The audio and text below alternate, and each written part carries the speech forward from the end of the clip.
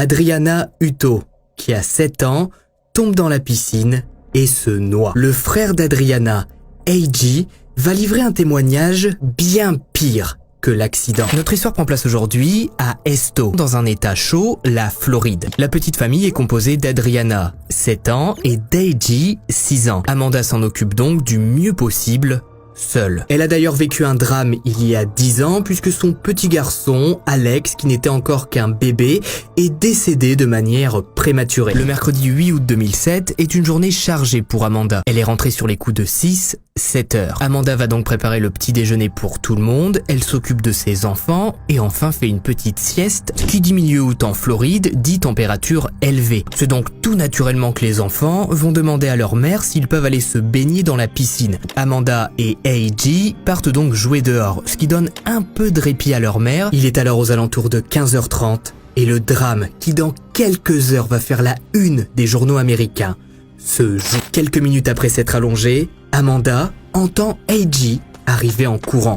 Le petit garçon est essoufflé et lui dit alors avec sa voix d'enfant « Maman, Adriana est dans la piscine !» Mais sur le moment, ça n'alerte pas du tout Amanda. « Ok, dis-lui de rentrer. » Elle se lève et regarde AJ repartir en courant. Elle voit alors son garçon qui est au-dessus de la piscine, tant bien que mal, et qui a l'air de tenter d'attraper sa sœur. Amanda commence alors à comprendre que quelque chose ne va pas. En effet, elle ne voit pas la tête d'Adriana qui devrait être debout dans la piscine. Il ratissait l'eau avec sa main, comme s'il essayait de l'attraper. Je suis sorti en courant. Je suis sorti de la maison en courant. Quand je suis arrivé à la piscine, elle était sur le ventre, dans l'eau. Elle était très violette, très bleue. Amanda Lewis réagit tout de suite. Elle a déjà perdu un enfant il y a 10 ans. Hors de question qu'elle en perde un deuxième. Elle est infirmière, a donc une formation en premier secours et sait ce qu'il faut faire. Mais malheureusement, Adriana ne recrache pas l'eau de ses poumons. Voyant que sa fille ne réagit pas, Amanda se précipite à l'intérieur de la maison et appelle le 911. Rapidement, l'ambulance arrive et le pronostic vital est engagé. Adriana est donc par définition entre la vie et la mort. Un hélicoptère est envoyé pour la transporter à l'hôpital le plus proche. Amanda, pendant que tout est en train de se faire, appelle son beau-père, Charles Burns, pour qu'il vienne garder en urgence AJ. L'homme est marié à la mère d'Amanda, Brenda. Charles arrive rapidement sur place et Amanda s'envole alors avec Adriana. Héliportée à l'hôpital, la petite fille est prise en charge par le médecin Linda Fox qui, pendant 1 heure, va tenter de réanimer Adriana. Elle va réussir à obtenir un très léger pouls, comme si le cœur tentait tant bien que mal de se relancer. Malheureusement, à 17h05, ce 8 août 2007, Adriana est déclarée décédée.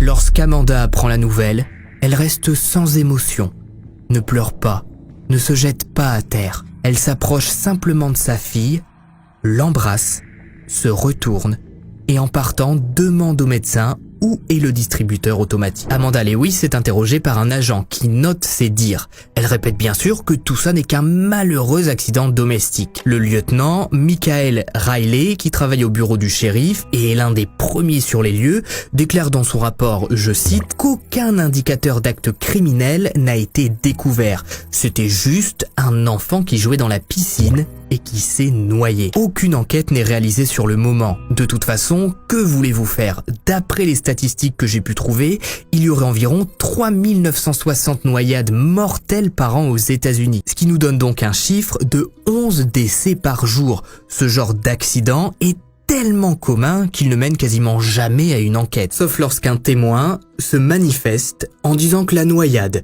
n'était pas un accident. Il est aux alentours de 18h30 lorsque Charles, le beau-père d'Amanda, se rend au commissariat pour expliquer qu'AJ leur a livré un témoignage terrifiant, racontant que sa sœur ne s'est pas noyée par accident, mais qu'elle a été maintenue par quelqu'un sous l'eau. À ce moment-là, Amanda est toujours à l'hôpital pour remplir les formulaires qui suivent après le décès d'une personne. AJ est alors prise en charge tout de suite, d'abord par un agent de police, qui l'emmène dans une pièce pour lui demander ce qu'il a vu. Who was in the pool? Adrian. Did your mama get in the pool? No. Adrian was just in the pool with Mama. But Adrian was looking like this and Mama holding him on it so she went scream. Suite à ce premier témoignage, AJ est prise en charge par une femme spécialisée dans l'interrogatoire d'enfants, nommée Diana. La seconde déposition d'AJ, contrairement à la première, a été diffusée en intégralité sur Internet. Et heureusement, puisqu'il s'apprête à accuser formellement sa mère de meurtre. Mama threw who in the pool? My sister, Adriana. How did she hold her face? C'est ce geste d'AJ qui met sa main sur son visage qui va caractériser toute notre affaire. Amanda Lewis est arrêtée, placée en détention et accusée de meurtre. Dès la première seconde, elle nie fermement les faits. Elle ne comprend pas pourquoi AJ l'accuse d'un fait aussi ignoble qui pourrait l'envoyer en prison pour la vie. Enfin, elle ne comprend pas, mais elle a une petite idée. Très rapidement, Amanda explique aux enquêteurs qui sont mis sur l'affaire que Charles, son beau-père, chez qui AJ a été après l'accident, est un homme très sombre, voire étrange, qui ne l'apprécie pas du tout. Tout ça pour dire qu'Amanda va se défendre en disant que Charles a très bien pu influencer AJ parce qu'il ne l'aimait pas du tout. En effet, Charles était persuadé qu'Adriana et AJ étaient maltraités par leur mère. Une enquête est donc ouverte, une équipe d'enquêteurs est formée et dans un premier temps, ils se rendent au domicile de la famille. La première chose à faire est de comprendre si effectivement on est sur un cas classique et possible de maltraitance. En arrivant au domicile d'Amanda à Esto, l'équipe découvre une maison classique, grise, typique du paysage campagnard américain. Ils entrent à l'intérieur et parcourent les différentes pièces jusqu'à arriver dans la chambre des enfants. Et là, tout le monde comprend que quelque chose cloche. La chambre d'AJ et d'Adriana se résume à un lit mezzanine collé à un mur délabré. Dans la pièce, des objets traînent un peu partout.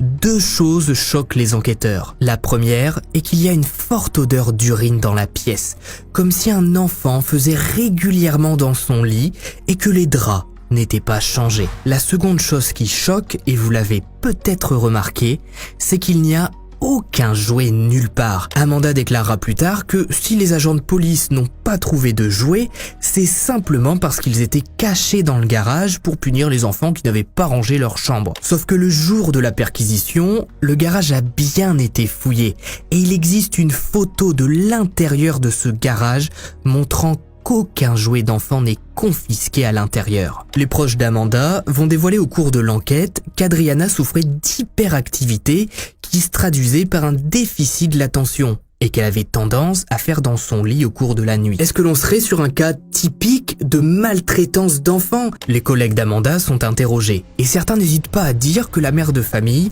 avait une fois dit, en prenant son service, qu'elle avait envie de tuer sa fille parce qu'elle avait écrit à l'aide d'un feutre permanent « loser » sur le tableau de bord de sa voiture. Au fil des interrogatoires, Amanda va expliquer que sa relation avec sa petite fille était spéciale. Elle a toujours eu du mal à créer un lien mère-fille avec elle, puisque quand elle a accouché, elle faisait partie de la garde nationale américaine et elle a été appelée pour une mission de plusieurs mois. Donc, elle n'a pas vu Adriana grandir durant ses premières semaines de vie. De son côté, AJ, qui est maintenant séparé de sa mère, va répéter au fil des entretiens ce qu'il s'est passé. Mais le problème, c'est qu'à force d'être interrogé, il va changer sa version des faits au fil de ses humeurs, comme s'il ne savait pas vraiment ce qu'il disait. Dans un premier temps, le scénario qui est retenu par les enquêteurs est le suivant. Aux alentours de 15h, 15h30, Amanda se prépare pour aller en course avec ses enfants. Selon les dires d'AJ, sa sœur va alors attraper une bouteille de Windex, qui est un produit nettoyant pour les vitres, et elle va avoir la merveilleuse idée d'en pulvériser sur les murs de la maison, ce qui va faire péter un plomb à sa mère. Adriana est alors soulevée, littéralement, Amanda sort de la maison avec elle, la jette dans l'eau et fait en sorte de maintenir la tête de sa petite fille sous l'eau. Faut savoir que pendant l'enquête, une autopsie a bien sûr été pratiquée par un certain docteur Charles Siebert et il a écrit dans son rapport qu'Adriana avait en fait des marques un peu partout sur le visage qui correspondaient à des marques de doigts qui l'auraient maintenue comme ça sous l'eau. Bien sûr, les enquêteurs vont se renseigner sur le décès du premier enfant d'Amanda, Alex, lorsqu'elle avait 17 ans. Le rapport d'époque raconte qu'elle avait déclaré avoir laissé son bébé dans le canapé pendant qu'elle était partie prendre une douche. À sa sortie, Alex s'était retourné, face contre le canapé, étouffé. L'enquête s'arrête là. Le 19 février 2008, le procès d'Amanda Lewis s'ouvre à Bonifay, siège du comté de Holmes en Floride. Médiatiquement, c'est un procès suivi par tout le pays tant l'affaire fascine. D'après ce que j'ai pu lire sur les réseaux de l'époque, deux camps s'opposaient. Certains refusaient catégoriquement de croire au témoignage d'A.J. Pour beaucoup, un enfant de 6 ans ne peut pas être pris au sérieux et il est trop facilement manipulable. D'autres, au vu des faits qui sont sortis dans la presse et que je vous ai présentés, ont déjà un avis bien tranché sur l'affaire. Amanda est coupable. Petite précision, Amanda va être jugée par un jury de 6 personnes, ce qui peut être très problématique dans ce genre d'affaires médiatisées, puisque pour condamner, il faut que ces 6 personnes soient d'accord à l'unanimité sur la décision à prendre qui est binaire, coupable ou non coupable. Sauf qu'il est plus facile de convaincre 6 personnes plutôt que 12 qui est le nombre maximum de jurés autorisés. Et l'affaire a été tellement médiatisée à l'époque que ces 6 personnes, qu'on le veuille ou non, avaient déjà un a priori sur l'affaire.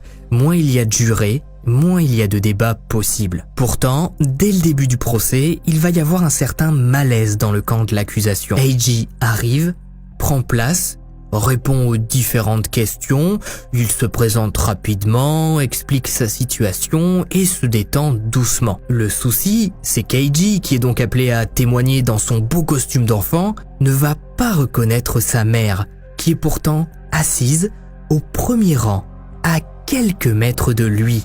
Et tout ça sous l'œil des caméras. Ça la fout quand même mal qu'il ne reconnaisse pas sa propre mère alors qu'il va devoir parler devant les jurés d'un fait qui s'est passé il y a 6 mois maintenant. Au final, c'est le procureur, Monsieur Basford, en charge de mener le procès, qui va montrer du doigt Amanda pour qu'A.J. puisse reconnaître sa mère. En la voyant présente, à quelques mètres de lui, le petit garçon va se mettre à pleurer, puis va rapidement reprendre ses esprits. Monsieur Basford lui fait, à travers ses questions, raconter toute la journée du drame. Et son témoignage change une fois de plus. Cette fois, A.J. raconte qu'il a joué dehors avec Adriana au tracteur, qu'il y avait un homme qui s'occupait des arbres dans les alentours, puis qui est parti. Ensuite, le témoignage fait un saut dans le temps et on en vient tout de suite au meurtre. Monsieur Basford présente alors à la cour un dessin qu'a réalisé A.J. pour expliquer où il était le jour de la mort d'Adriana. Sur le dessin, on le voit comme caché derrière un arbre,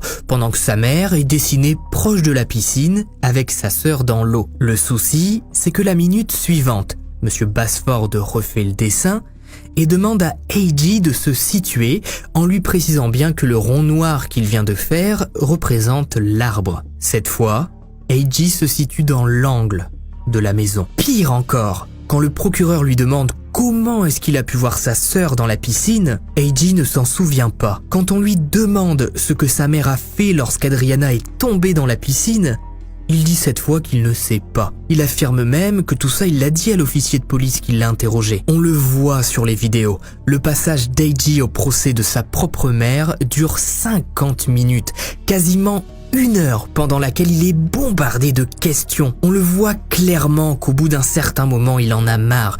Il se tourne, regarde ailleurs, semble complètement à l'ouest et répond aux questions rapidement. L'avocat d'Amanda Lewis, Phil Patterson, va réussir à démontrer qu'A.J. répond au hasard.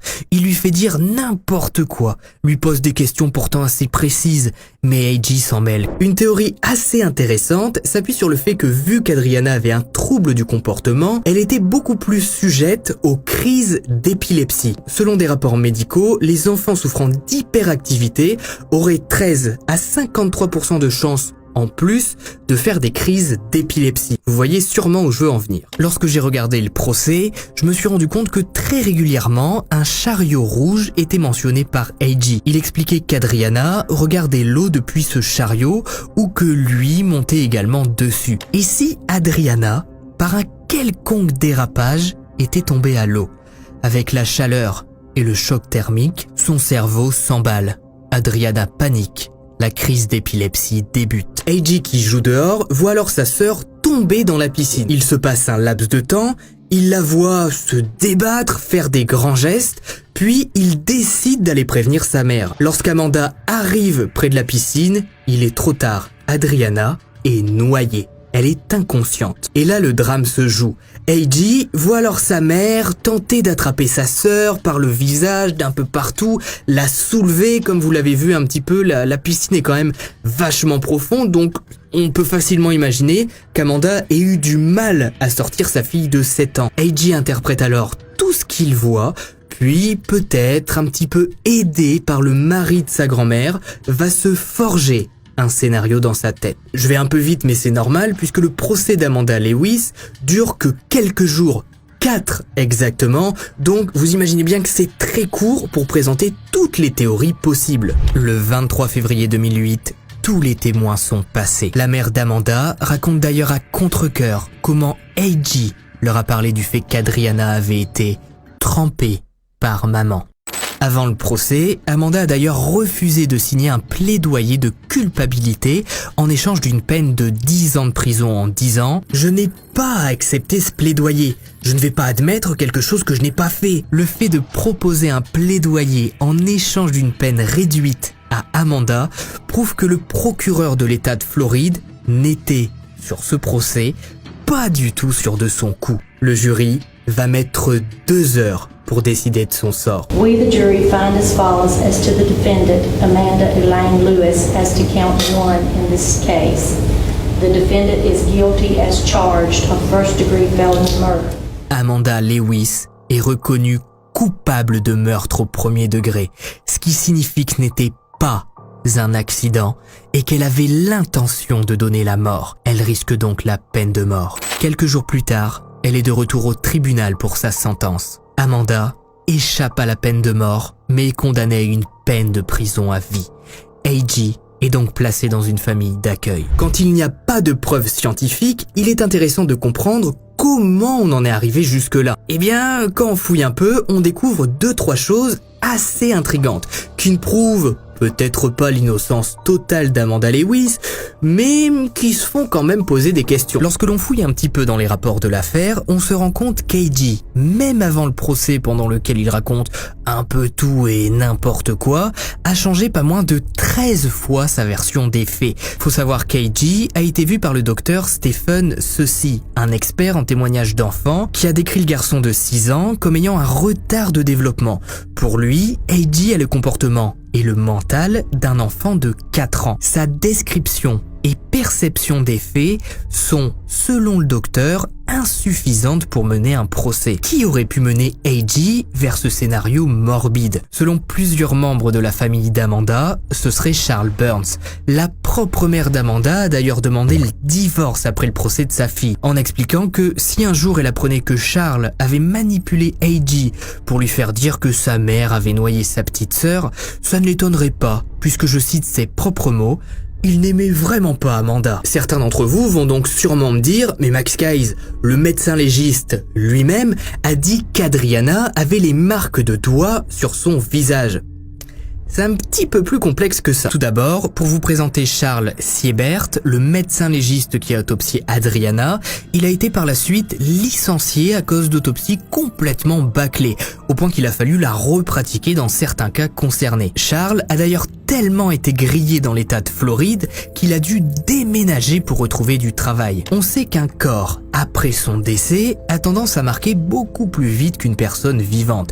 C'est dû par exemple au fait que le sang ne circule plus. Lorsqu'on regarde le procès, les premiers secours arrivés sur place ont refait les gestes qu'ils ont réalisés sur Adriana pour tenter de la sauver. Sans surprise, ils manipulent son visage, lui mettent un masque, bref, la touchent au niveau de la tête. La tentative de réanimation d'Adriana dure de 15h30 16h à 17h05, heure du décès. Est-ce que ce ne serait pas toutes ces mains qui l'ont touchée pendant la réanimation qui lui ont laissé des traces sur le visage? A.G. n'a plus jamais revu sa mère depuis sa condamnation. J'ai eu beau chercher, je n'ai pas trouvé de déclaration qu'il aurait pu faire ces dernières années. Honnêtement, je ne sais pas si Amanda Lewis est coupable, mais ce que je sais, c'est que j'ai beaucoup de mal avec les témoignages d'enfants. Quoi qu'il en soit, aujourd'hui Amanda Lewis est toujours en prison. La dernière image qu'elle a d'A.G., son petit garçon, est un sourire accompagné d'un geste de main lui faisant coucou alors qu'il quittait la salle d'audience après sa déposition. Malheureusement, et sans plus d'explications possibles, c'est ainsi que se termine l'histoire d'Adriana Hutto, assassinée, selon la justice américaine, par sa mère, Amanda Lewis, noyée dans la piscine.